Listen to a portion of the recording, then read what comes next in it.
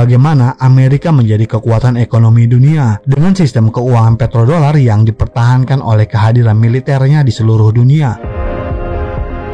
Bagaimana sekelompok elit kaya di Amerika memanfaatkan kekuatan politik dan militer negaranya untuk memperkaya dan bahkan menindas negara-negara lain.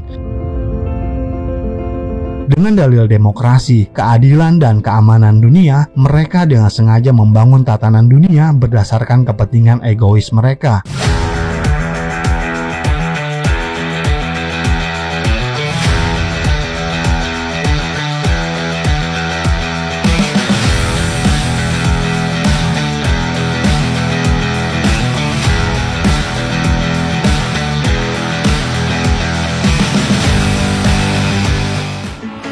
Sebelum kita lanjut, izinkan kami dari tim redaksi mengucapkan rasa terima kasih yang sebesarnya atas kemurahan hati Anda semua dalam membantu pengembangan channel ini.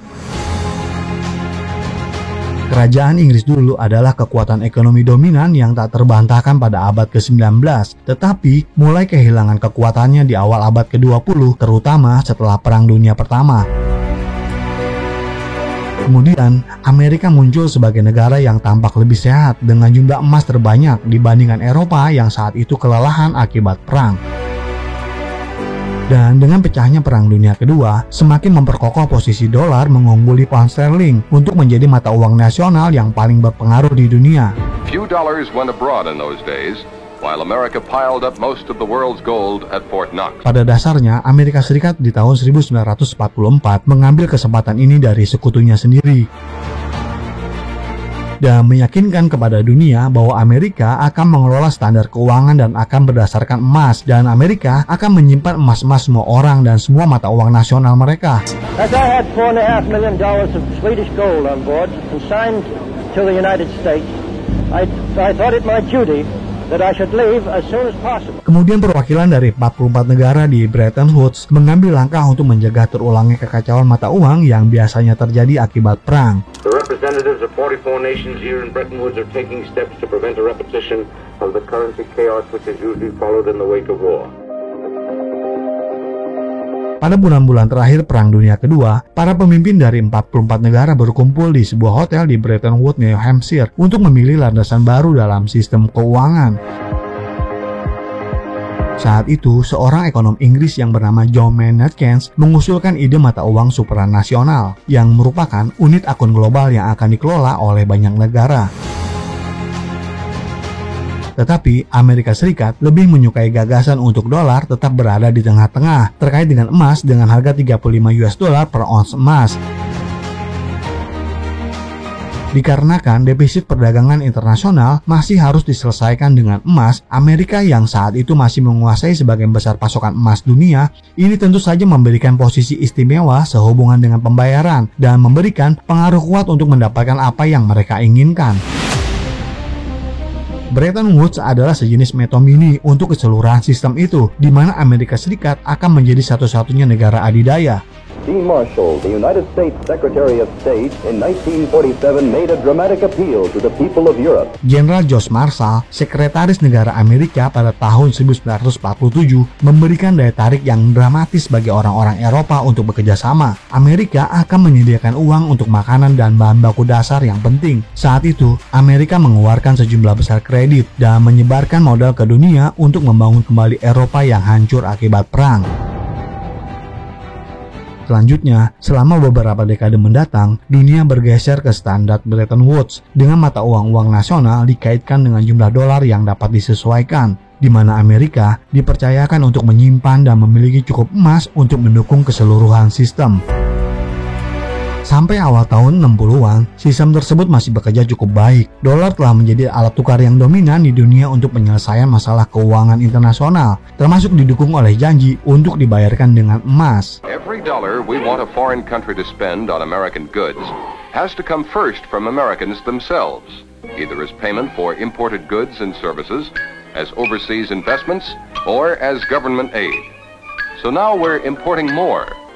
These imports are sending more dollars overseas, creating more demand there for American products than ever before.